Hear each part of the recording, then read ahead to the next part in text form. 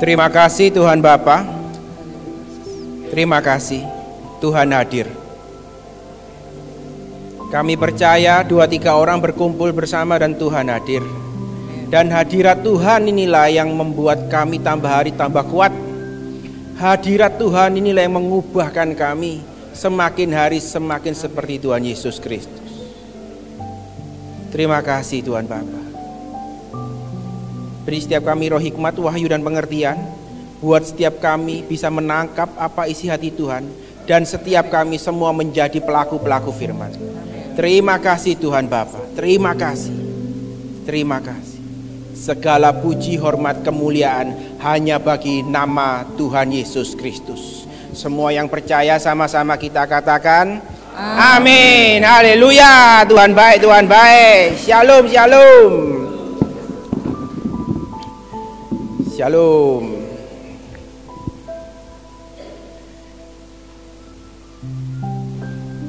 Jadi gini Bapak Ibu, jangan pernah kita berpikir ya, kita ini cuma bisa ketagihan dengan hal-hal yang buruk aja loh.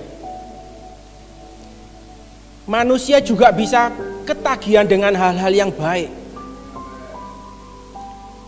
Firman itu juga bisa membuat kita ketagihan. Menyembah Tuhan juga bisa membuat kita ketagihan. Ada amin. Jangan meremehkan yang namanya firman. Pastikan kita ketagihan dengan hal-hal yang baik. Pastikan kita ketagihan dengan firman Bapak Ibu. Karena tertulis di Alkitab bahwa firman Tuhan itu adalah kekuatan Tuhan sendiri. Ada amin. Firman inilah yang mengubahkan banyak orang Bapak Ibu. Firman. Saya mau tanya, kalau Alkitab ini dibaca oleh orang di luar sana yang tidak percaya Tuhan Yesus, apa yang terjadi?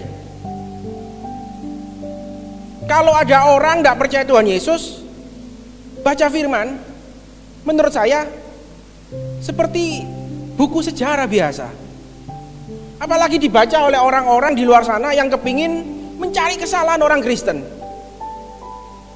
Saya percaya bagi mereka cuma sekedar buku biasa.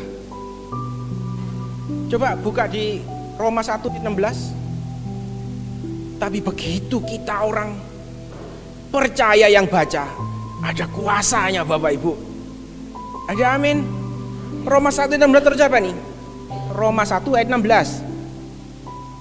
Tertulis apa? Injil adalah kekuatan Tuhan yang menyelamatkan setiap orang yang percaya. Cuma dibutuhkan untuk percaya saja Bapak Ibu. Waktu kita orang percaya baca firman, ada kuasa ini. Ada kuasa.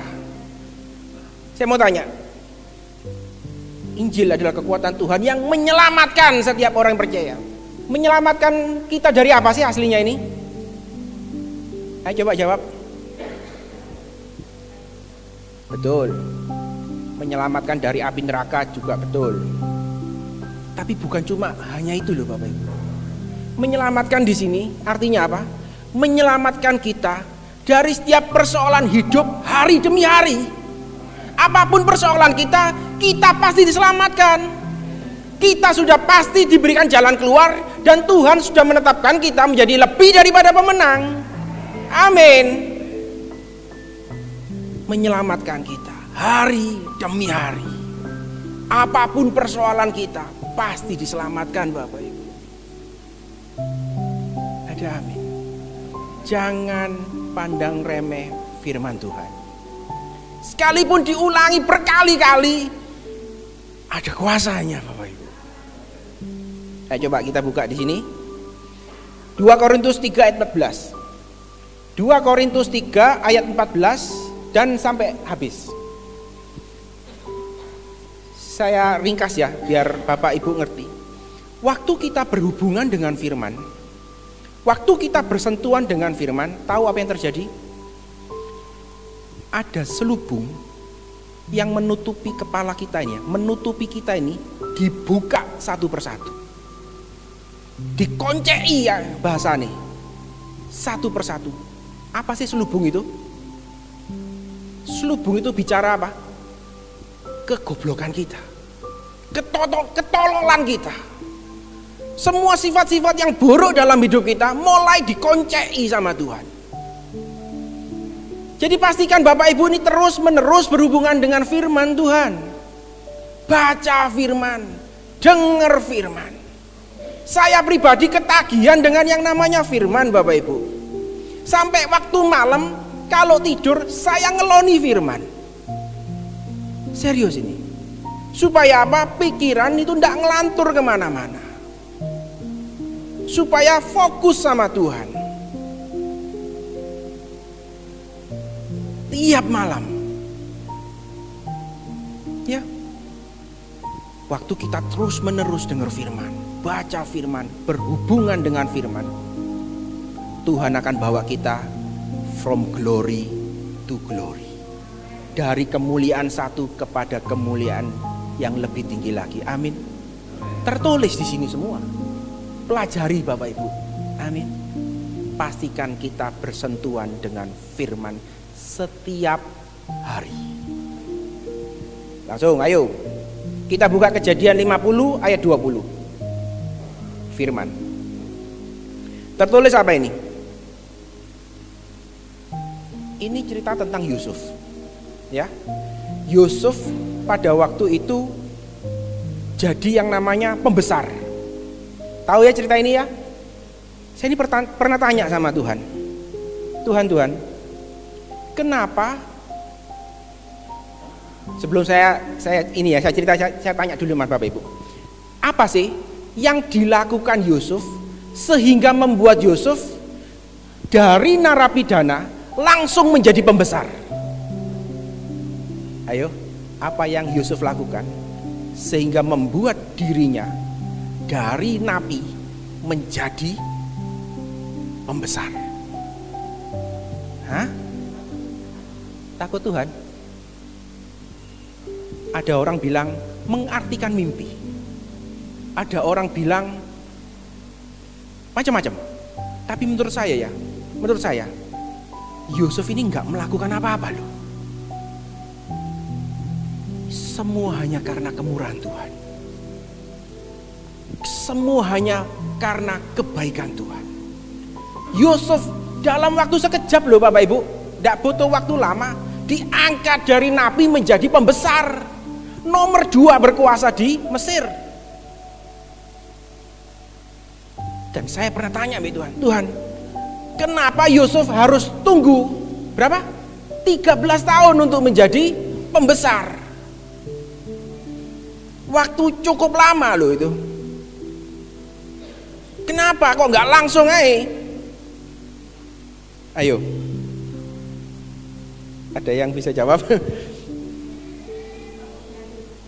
Waktunya betul Bu. Jadi gini, ini Tuhan yang kasih pengertian sama saya.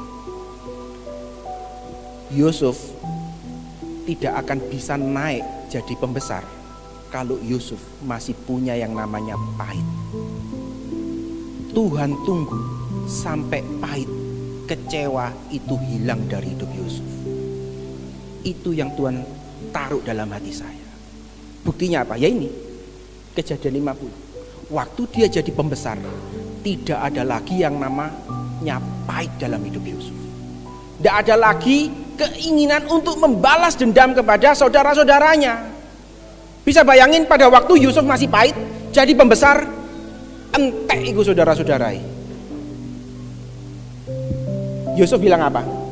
Sekalipun kalian ya mereka-rekakan yang buruk, tetap Tuhan ubahkan jadi baik. Nah, tahu nggak? Yusuf ini sedang mengutip ayat firman Tuhan di Perjanjian Baru. Ayat mana itu? Ayo. Tuhan apa? Turut bekerja untuk mendatangkan. Mirip nggak? Apapun yang buruk, Tuhan sanggup ubahkan menjadi baik.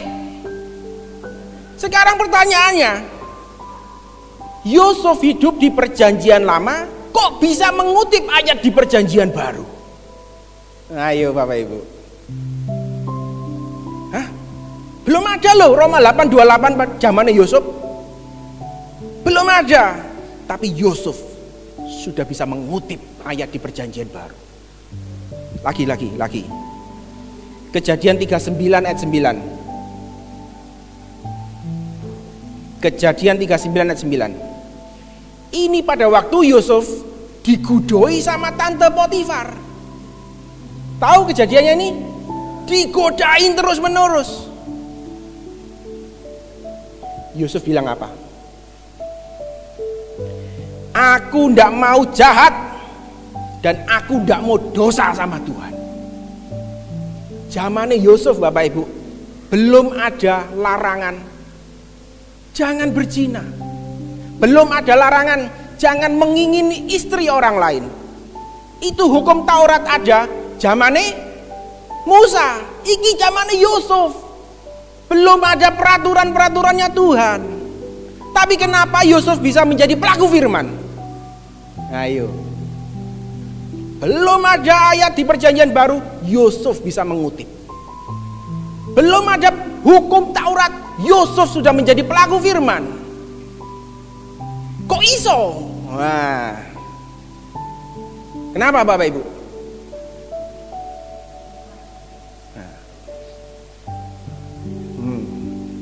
Sing penting jawab Bapak Ibu. Ya, pokoknya harus jawab supaya kita ingat ya. Mas yo keliru ya, gak keliru sih. Pokoknya jawab po. Saya ini kan sekarang ini sekolah Bapak Ibu, supaya jemaat ya bisa nangkap lebih. Salah satunya ini loh, dengan musik diiringi. Ya, makanya saya minta kakak ya ngiringi tadi. Yang kedua apa?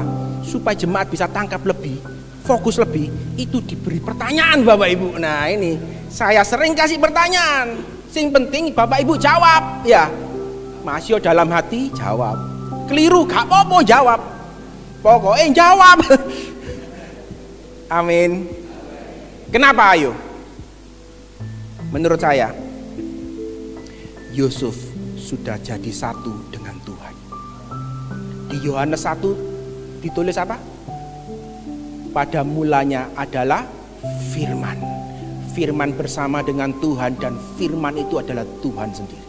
Waktu Yusuf jadi satu dengan Tuhan, Yusuf ini ngerti yang namanya firman. Waktu jadi Yusuf satu dengan Tuhan, pikirannya pasti firman. Omongannya pasti firman. Kelakuannya juga pasti firman. Sekalipun belum tertulis. Ada amin. Siapa yang di sini masih suka rokok? Gak ada ya? Setiap kali saya kasih peringatan sama teman-teman saya untuk jangan ngerokok, jawabannya selalu sama. Ada tertulis, Tuhan gak ngelarang, apa kon ngelarang? Dilarang merokok hanya cuma ada di betul Bu. Larangan untuk dilarang merokok cuma ada di pom bensin Bapak Ibu. Ndak ono firman. Tunjukkan mana larangan dilarang merokok, ndak ono. Betul. Ibu-ibu, siapa yang suka nonton Korea sampai 3 hari 3 malam? Hah? Ya, lapong larang-larang aku. Enggak ono larangan nih. Ada dilarang nonton film Korea banyak-banyak aja? Gak ono. Dilarang mainan game banyak-banyak aja? Tidak ada. Ingat, sekalipun belum tertulis, Yusuf menjadi pelaku firman. Satu dengan Tuhan. Jadi patokannya apa sekarang? Nah ini, buka di Galatia 5 ayat 16. Ini jadi patokan buat kita. Maksudku ialah apa? Hiduplah oleh Galatia 5 ayat 16. Nah, tenang. Ayo kakak. Nah ini. Maksudku ialah hiduplah oleh Roh, maka kita tidak akan menuruti kedagingan. Waktu kita percaya kepada Tuhan Yesus, menerima Tuhan Yesus sebagai Tuhan dan Juru Selamat, langsung Bapak Ibu, kita ini terima yang namanya Roh Kudus. Dan Roh Kudus itu tinggal di dalam hidup kita selama-lamanya. Dan Tuhan Roh Kudus itu Tuhan yang hidup, Tuhan yang bisa diajak ngobrol. Dan Tuhan Roh Kudus inilah yang menuntun kita, membimbing kita, mengarahkan kita. Amin. Sekarang saya mau tanya, siapa yang di sini bisa dengar suara Tuhan? Tuh.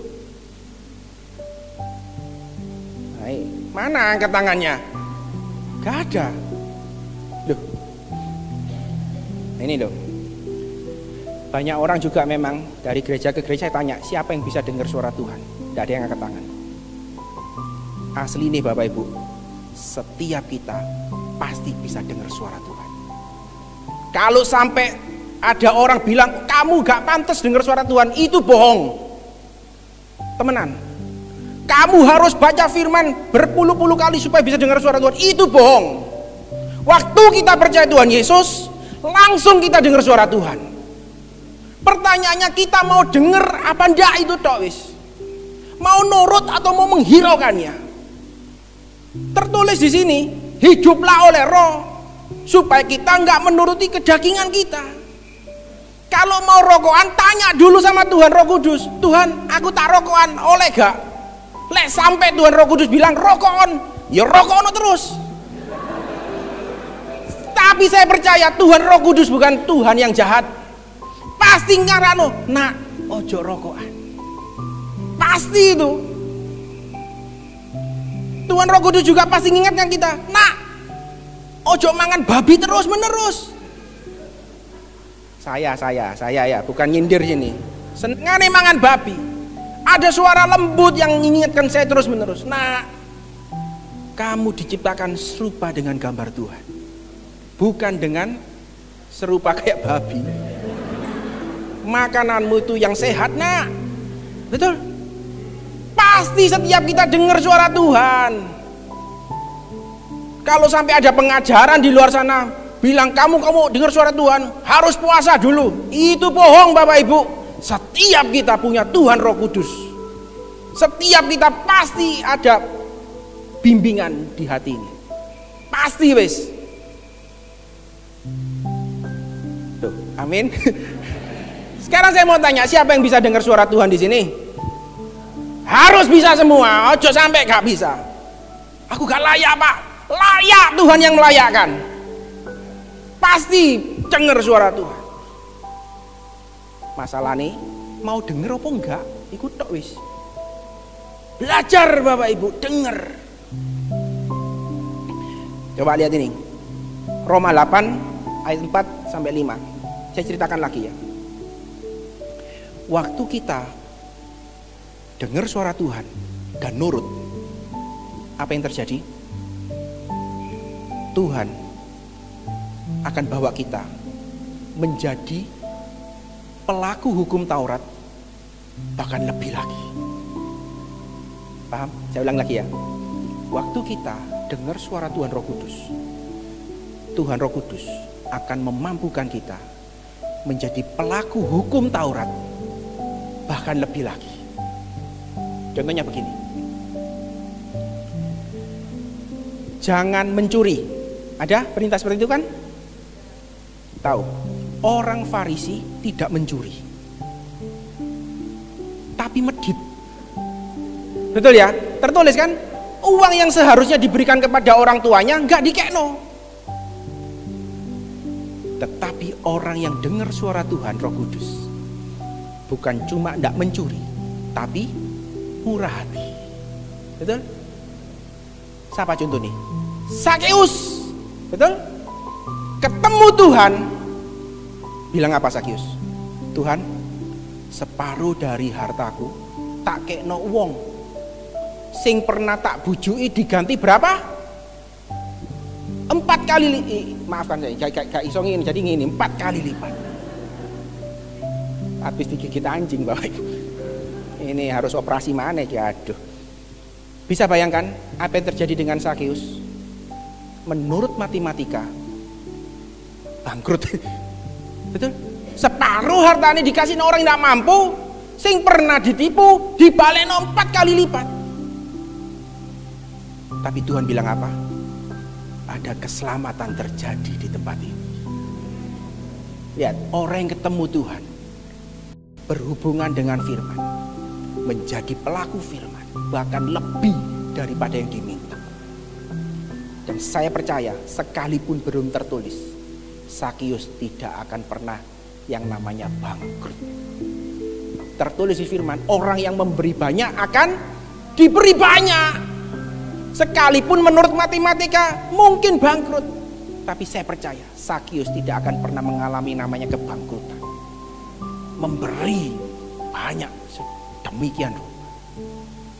Contoh lagi, jangan berzina, jangan mengingini istri orang lain. Betul? Ada orang-orang di luar sana, istrinya cuma 1, tidak berzina, tapi sering gebui istri ini. Ada seperti itu? Kasar sama istrinya. Waktu dengar suara Tuhan Roh Kudus, pasti tidak mungkin berzina dan pasti sayang sama istri ini. Betul? Orang yang dengar suara Tuhan Roh Kudus pasti menjadi pelaku hukum Taurat, bahkan lebih dari yang diminta. Tidak berzina, tapi juga sayang sama istrinya. Aduh Bu, waduh ayu nih kon. Waduh Bu, Mas yo cangkemmu ngomel terus kon cek wayu. Ya kan? Mengasihi istrinya. Dengar suara Tuhan Roh Kudus. Ya. Dengar.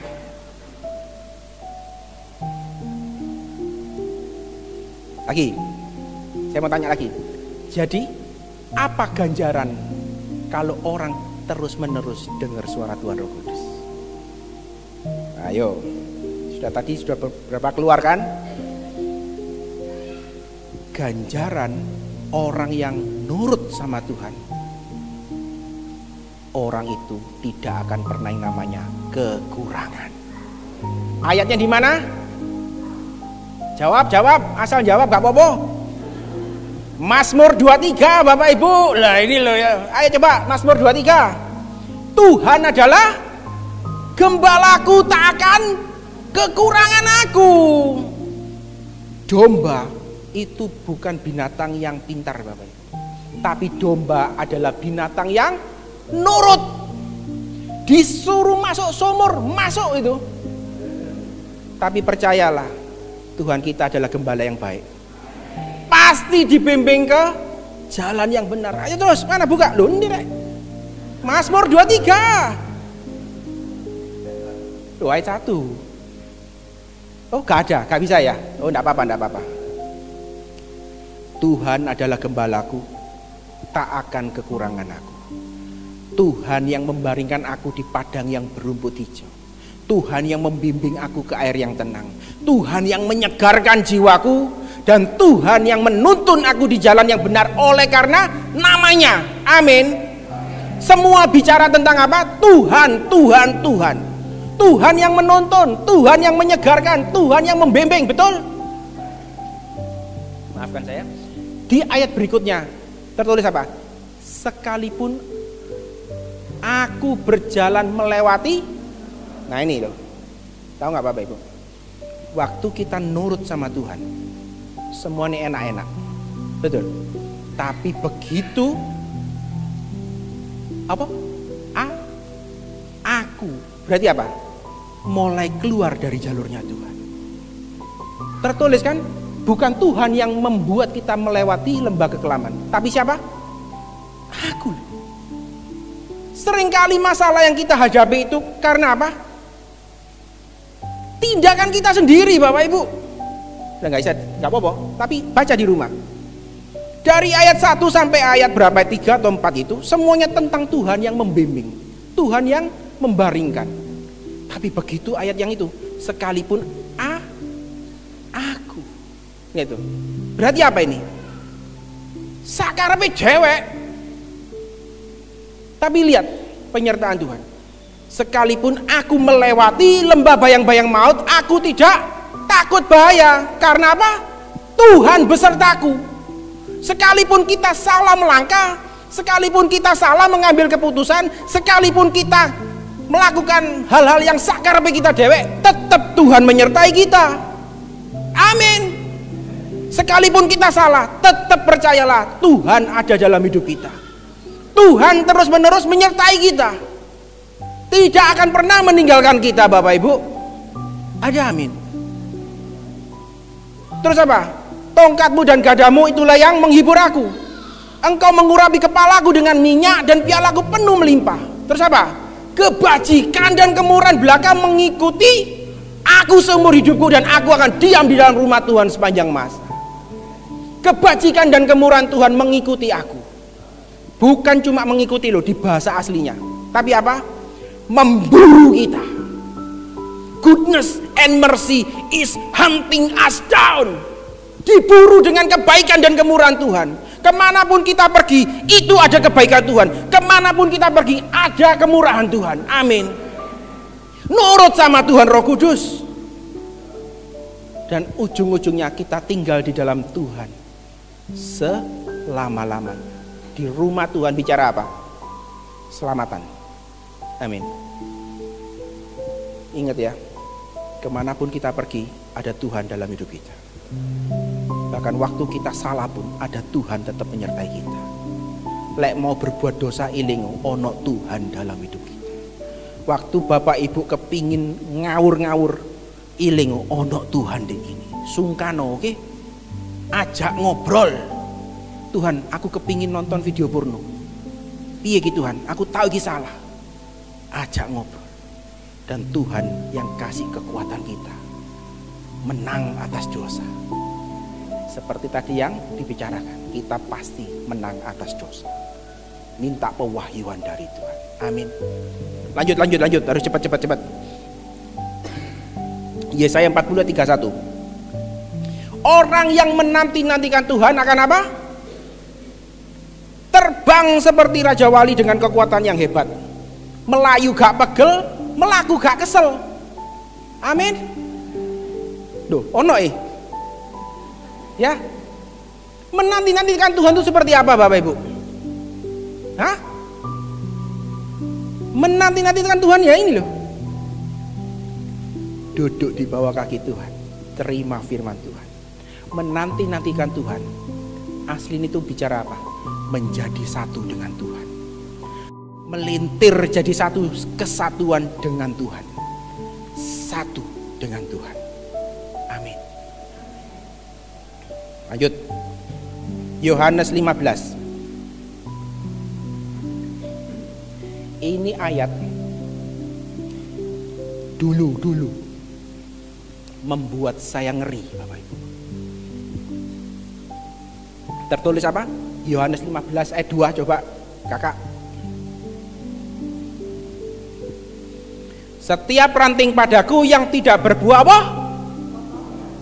Ayo. Bertahun-tahun saya ngeri dengan ayat ini. Guru sekolah minggu kan selalu bilang gini kan, Yesus apa? Pokok kita. Betul? Keliru. Tak bilangi, aku ya tak seru. Ini bicara di topik ini bicara pohon apa? Bapak pengusaha pohon anggur. Guru sekolah minggu ngomong apa? Pokok kita. Kalau sekarang seperti ini itu pohon duren, pohon mangga, pohon nongko. Kalau pohon anggur bukan seperti ini, melentir jadi satu kesatuan dengan pokoknya. Carang dan pokok melentir jadi satu kesatuan, tidak ada bedanya lagi, Bapak Ibu. Sekarang pertanyaannya bagaimana? Maaf, cara memotong ranting yang tidak bisa dibedakan dengan pokoknya. Ayo. Lek gak berbuah, dipotong kon. Sering kali kan dulu kan kalau saya ini dengar Pak Pendeta itu nakut-nakuti jemaat ya dengan ayat ini. Nakal kon yo, ketok kon yo. Ya. Saya ingatkan Bapak Ibu, suatu saat saya percaya di tempat ini pasti akan timbul pengkhotbah hebat lah. Saya ingatkan, jangan pernah pakai mimbar untuk menakut-nakuti jemaat. Pakai mimbar untuk memberitakan kebaikan Tuhan. Orang datang ke Tuhan bukan karena takut, tapi karena kebaikannya Tuhan. Kalau kita memberitakan ketakutan, mereka mungkin datang tapi nggak bertahan lama. Tapi begitu kita memberitakan kebaikan Tuhan, kemurahan Tuhan, mereka akan datang kepada Tuhan dan melekat selama-lamanya. Jangan pernah pakai mimbar untuk menghakimi jemaat, untuk meden-medeni jemaat. Tapi ini apa ceritanya? Saya ceritakan dulu Bapak Ibu. Saya juga baru belajar. Dipotong di bahasa aslinya itu disebut sebagai ero. Jadi di bahasa Inggrisnya juga dipotong. Tapi bahasa aslinya itu ero. Ero itu betul salah satu arti dari kata ero itu dipotong. Tapi kurang tepat dipakai di tempat ini. Arti ero juga artinya diangkat Bapak Ibu. Diangkat. Jadi pada waktu ada carang yang tidak berbuah, Tuhan melakukan apa? Diangkat. Petani anggur diangkat. Paham ya? Carang satu-satunya alasan kenapa carang tidak berbuah karena apa? Ngelemprek di tanah. Kurang sinar, kurang angin. Jadi sama petani anggur supaya berbuah apa? Bukan dipotong Bapak Ibu, tapi diangkat. Dan ini yang membuat saya getar ya Bapak Ibu. Tahu nggak? Setelah diangkat diapakan? Diganjel sama kayu. Saya punya teman petani anggur di Bogor. Cerita ini. Dan tahu Bapak Ibu bentuk kayunya apa? Salib. Drodok saya waktu ngerti itu. Saya ingatkan lagi ya. Waktu kita diangkat Tuhan tinggi, ilingo, ada pengorbanan Tuhan di kayu salib buat kita. Lek wis nyekel duwe akeh elingo ojo sombong. Lek wis pelayanan tak ingetno ojo sombong. Lek wis khotbah elingo ojo sombong. Mengingatkan saya sendiri. Waktu kita diangkat Tuhan, jangan sombong. Core value dari gereja ini apa salah satunya? Ojo sombong. Betul. Pengorbanan Tuhan di kayu salib harus ingat. Semua yang buruk ditanggung Tuhan di kayu salib supaya kita terima yang baik. Tuhan rela mati menjadi kutuk supaya kita diberkati. Tuhan rela dihajar, dihancurkan supaya apa? Oleh bilur-bilur Tuhan kita sembuh. Tuhan rela dipermalukan supaya kita dipermuliakan. Tuhan rela ditinggalkan supaya kita disertai dengan Tuhan. Bapak Ibu tahu nggak? Satu-satunya saat di mana Tuhan Yesus memanggil Tuhan Bapa dengan sebutan Tuhan, yuk dek kayu salib itu loh. Bilang apa? Eli, Eli lama sabatani, betul? Setiap saat kalau Tuhan Yesus memanggil Tuhan Bapa selalu dengan sebutan Bapa, Bapa. Dek kayu salib toh. Nyebut Tuhan Bapa dengan sebutan Tuhan. Tahu kenapa? Supaya kita semua bisa memanggil Tuhan kita dengan sebutan Bapa. Makanya kita kalau manggil Tuhan bukan Tuhan lagi tapi Bapa. Tuhan Bapa. Tuhan Bapa. Semua yang buruk Tuhan tanggung di kayu salib supaya kita terima yang baik Bapak Ibu. Ojo sombong. Ingat, satu-satunya alasan kita tidak berbuah, mungkin kita ini jatuh dalam dosa. Makanya Tuhan angkat supaya kita sadar bahwa Tuhan mengasihi setiap kita. Tuhan angkat kita supaya kita sadar siapa kita di dalam Tuhan Yesus Kristus. Kita adalah orang-orang kudus yang mulia di hadapan Bapa. Kita sudah ditebus, kita sudah dimenangkan. Amin. Percayalah, kita semua disayang Tuhan. Amin. Ayo lanjut, terakhir. Kejadian 39 ayat 2. Lihat. Tertulis apa? Tuhan menyertai Yusuf sehingga ia menjadi seorang yang selalu berhasil dalam pekerjaannya. Yusuf tertulis di sini, Yusuf adalah orang yang berhasil dalam pekerjaannya. Di bahasa Inggrisnya tertulis apa? Yusuf adalah orang yang makmur. He was a prosperous man. Yusuf adalah makmur. Padahal Yusuf di sini apa? Dijual sebagai budak. Bagaimana budak bisa dibilang makmur? Duit di bank gak ono. Mau makan apa besok nggak tahu. Tapi firman tetap menulis bahwa Yusuf adalah orang yang berhasil. Yusuf adalah orang yang makmur. Tahu kenapa? Ada penyertaan Tuhan yang menyertai Yusuf senantiasa. Bahkan di penjara pun, ayo cepat-cepat. Kejadian 39 ayat 23. Di dalam penjara pun tertulis Tuhan membuat Yusuf berhasil. Yusuf makmur. Nah, di dalam penjara bagaimana bisa orang berhasil? Bagaimana tertulis? Kok iso di penjara ditulis makmur? Karena apa? Penyertaan Tuhan. Amin. Bukan gara-gara duwe akeh dibilang makmur loh. Bukan gara-gara di mana di istana terus makmur. Yang membuat kita makmur adalah apa? Penyertaan Tuhan. Dan percayalah, Tuhan ada di dalam hidup kita. Tuhan menyertai kita selama-lamanya. Tuhan tidak pernah meninggalkan kita. Ada amin. Amin. Tanamkan itu dalam pikiran kita, bahwa kita adalah orang-orang yang disertai Tuhan. Amin. Terakhir. Ulangan 30 ayat 11. Ini penting Bapak Ibu. Ulangan 30 ayat 11. Jadi gini, firman ini bilang apa? Tuhan Roh Kudus itu tidak pernah meminta kita untuk melakukan hal-hal yang aneh-aneh. Tuhan Roh Kudus tidak mungkin minta kita supaya kita berenang ke Madura. Tuhan Roh Kudus tidak pernah kepingin kita apa? Ayo naik gunung Himalaya. Tidak. Tuhan Roh Kudus itu selalu ngomongin yang sederhana-sederhana. Nak, berhenti nonton TV nak. Nak, nonton film Korea mandek nak. Ayo nak, mulai baca firman. Hal-hal yang sederhana Bapak Ibu. Nak, ayo mangan sehat nak. Nak, ayo bangun pagi, olahraga. Amin. Amin. Nah, ayo nak, waktu ini ke gereja. Ojo turu terus. Tuhan Roh Kudus selalu mengajak kita melakukan hal-hal yang sederhana.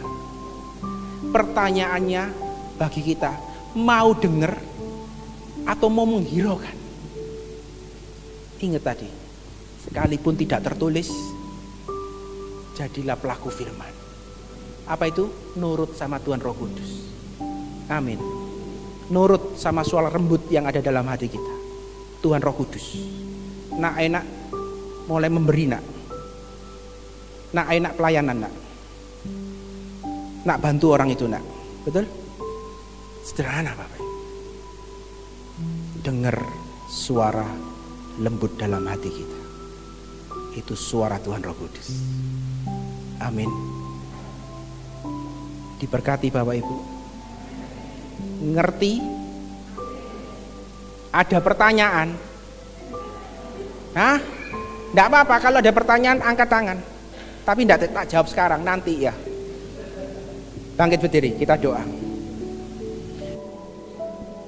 Mari kita mengoreksi diri kita masing-masing. Selidiki hati kami ya Tuhan. Sebelum kami masuk di dalam perjamuan kudus, kuduskan dan sucikan hati dan pikiran kami, supaya kami boleh layak dan berkenan untuk masuk di dalam sakramen perjamuan kudus. Hanya oleh tubuh dan darah-Mu kami boleh disucikan dari segala dosa-dosa kami. Sekarang kami bukan hamba dosa, namun kami adalah hamba kebenaran. Kami tidak lagi hidup dalam kegelapan, namun kami ada di dalam terang-Mu yang ajaib itu Tuhan. Terima kasih Tuhan Yesus. Terima kasih Tuhan. Kuduskan dan sucikan kami. Terima kasih Tuhan.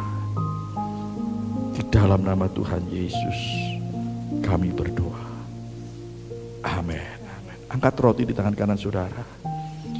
Sebab apa yang telah aku teruskan kepadamu telah aku terima dari Tuhan, yaitu bahwa Tuhan Yesus pada malam waktu ia diserahkan mengambil roti, dan sesudah itu ia mengucap syukur atasnya.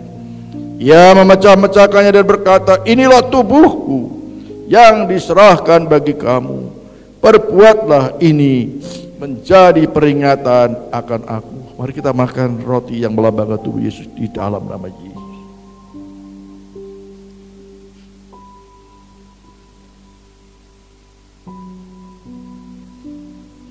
Angkat cawan di tangan kanan saudara.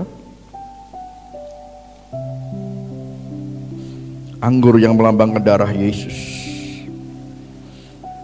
Demikian juga ia mengambil cawan sesudah makan lalu berkata, cawan ini adalah perjanjian baru yang dimeteraikan oleh darahku. Perbuatlah ini setiap kali kamu meminumnya menjadi peringatan akan aku.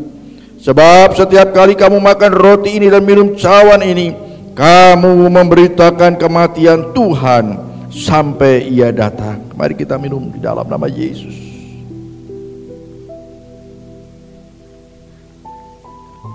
Haleluya, haleluya, haleluya, haleluya. Mari ucapkan syukur kepada Tuhan. Ucapkan syukur kepada Tuhan. Terima kasih Yesus. Hanya oleh tubuh dan darah-Mu Tuhan kami disucikan dari dosa-dosa kami. Ucapkan syukur kepada Tuhan. Terima kasih Tuhan. Terima kasih Yesus, terima kasih Tuhan. Kami bersyukur Tuhan, kami bersyukur Tuhan. Tanpa pengorbanan-Mu kami binasa. Namun kami bersyukur buat kasih-Mu Tuhan bagi kami Tuhan. Hanya oleh tubuh dan darah-Mu kami boleh disucikan dari dosa-dosa kami. Biar kami terus menjadi hamba kebenaran. Terima kasih Tuhan. Terpujilah nama-Mu Tuhan. Kami tidak akan melupakan perbuatan-Mu yang besar. Kami akan memberitakan perbuatan-Mu yang besar kepada orang lain, supaya mereka juga boleh diselamatkan. Di dalam nama Tuhan Yesus kami sudah berdoa. Haleluya. Amin. Puji Tuhan. Silakan duduk.